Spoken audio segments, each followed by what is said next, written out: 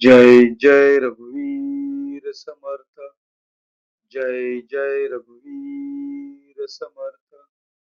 जय जय रघुवीर समर्थ। उपस्थित श्रोतेजन हो, आपणा सर्वांचे आजच्या ग्रंथ वाचनाच्या उपक्रमात चैतन्य आत्मन हे चॅनल स्वागत करीत आहे। आजचा आपला ग्रंथ वाचनाचा दिवस क्रमांक 96, वार सोमवार आणि तारीख 6 एप्रिल 2026। सध्या आपण समर्थ श्री रामदास स्वामी लिखित सार्थ श्री दासबोध या ग्रंथाचे क्रमशः वाचन करीत आहोत। तेव्हा आजच्या वाचनास सुरुवात करण्यापूर्वी प्रथम आपण समर्थ श्री रामदास स्वामी यांना गुरुवंदना अर्पण करूया। गुरुर्ब्रह्मा गुरुर्विष्णू गुरुर्देवो महेश्वरः गुरुर्साक्षात् परब्रह्म तस्मै श्री गुरवे नमः। तस्मै श्री गुरवे नमः। तस्मै श्री गुरवे नमः। जय जय रघुवीर समर्थ। आता आपण सार्थ श्री दासबोध या ग्रंथाच्या श्रवणाच्या फलश्रुतीचे वाचन करूया। या फलश्रुतीचे सुंदर असे वर्णन समर्थ श्री रामदास स्वामी यांनी त्यांच्या सार्थ श्री दासबोध या ग्रंथातील पहिल्या दशकातील पहिल्या समासात केलेले आहे। तेव्हा या फलश्रुतीचे आता आपण वाचन करूया। सर्व संशय एकदम नाहीसे होऊन क्रियेमध्ये म्हणजे आचारामध्ये ताबडतोब फरक पडतो। इथे समर्थ श्री रामदास स्वामी आपल्याला सुचवित आहेत की जो कोणी व्यक्ती सार्थ श्री दासबोध या ग्रंथाचे नित्य नियमाने वाचन किंवा श्रवण करील त्या व्यक्तीच्या आचारामध्ये आचरणामध्ये ताबडतोब फरक पडतो। सायुज्य मुक्तीचे रहस्य कळून येऊन तिच्या प्राप्तीचा सुलभ मार्ग सापडतो। दुसऱ्या बिकट साधनांचे कारण पडत नाही। अज्ञान दुःख व भ्रांती यांचा नाश होऊन तत्काळ ज्ञानाचा लाभ होतो, अशी या ग्रंथाची फलश्रुती आहे। योग्यांचे परमभाग्य असे वैराग्य अंगामध्ये बांधते। विवेक व चातुर्य यथा योग्य प्राप्त होते। जे कोणी संशयग्रस्त अवगुणी व अवलक्षणी असतील ते सुलक्षणी धूर्त तत्ववेत्ते चतुर व समयज्ञ असे होतील। आळशी असतील ते उद्योगी होतील। पाप्यांना पश्चाताप होऊन ते शुद्ध होतील आणि भक्ती मार्गाचे निंदक असतील तेही भक्ती मार्गाला वंदन करू लागतील। बद्धांचेच मुमुक्षु होतील व मूर्ख अतिदक्ष होतील। अभक्तांना भक्ती मार्गाच्या योगाने मोक्ष मिळेल। अनेक दोषांचा नाश होऊन पतित असतील तेच पावन होतील। तात्पर्य, हा ग्रंथ नुसता ऐकल्याने प्राण्याला उत्तम गती मिळेल।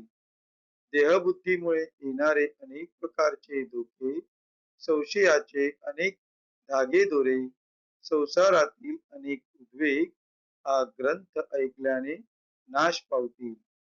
हा ग्रंथ ऐकल्याने अधोगती चुकून मनास विश्रांती व समाधान मिळेल, अशी या ग्रंथाची फलश्रुती आहे।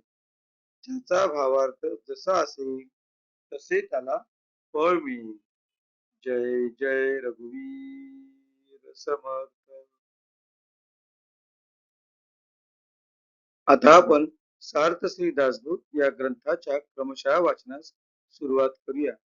सध्या आपण या ग्रंथातील तिसऱ्या दशकातील 8व्या समासाचे, ज्याचे नाव आहे आधी दैविक ताप, या समासाचे वाचन करीत आहोत.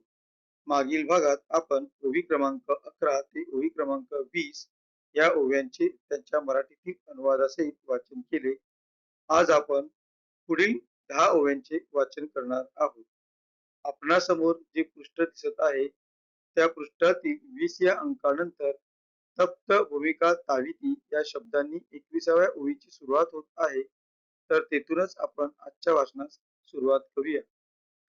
तप्त भूमिका ताविती, जळत स्तंभ उटाळविती, नाना सांडस लाविती, या नाव आदि दैविक, यमदंडाचे उदंड मार, यातनेची सामग्री अपार, भोग भोगिती पापी नर, या नाव आदि दैविक, पृथ्वी मध्ये मार नाना, त्याहून कठीण यमयातना, मारिता उसंतची असेना, या नाव आदि दैविक, चौघे चौकडे ओढिती, एकते झोपून पाडिती, ताणिती मारिती ओढून नेती, या नाव आदि दैविक, उठवेना बैसवेना, रडवेना पडवेना, यातनेवरी यातना, या नाव आदि दैविक, आक्रंदे रडे आणि पुंजे, दखादकीने निर्भुजे, झुरझुरो पंजर होऊन जिजे, या नाव आदि दैविक, कर्कश वचने कर्कश मार, यातनेचे नाना प्रकार, त्रास पावती दोषी नर, या नाव आदि दैविक, मागा बोलिला राजदंड, त्याहून यमदंड उदंड, तेथील यातना प्रचंड, भीमरूप दारुण, आध्यात्मिक आदि भौतिक, त्याहूनी विशेष आदि दैविक, अल्पसंख्येते काही एक, कळावया बोलिले, इति श्री दासबोधे गुरु शिष्य संवादे, आदि दैविक तापनाम समास अष्टम. इथे 8वा समास समाप्त होत आहे. आता आपण या 8 ओव्यांचे 9 ओव्यांचे मराठीतील अर्थ वाचूया. आपणासमोर जे पृष्ठ दिसत आहे त्या पृष्ठातील शेवटून 6वी ओळ 21 या अंकानंतर तापलेल्या जमिनीवर या शब्दाने सुरुवात होते. तर तेथूनच आपण आजच्या मराठीतील अनुवादाच्या वाचनास सुरुवात करूया.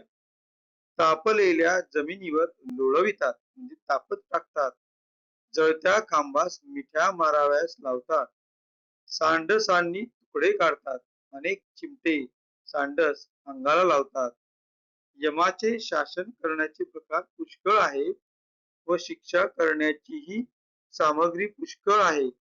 पापी जीवांस ते भोग भोगावे लागतात.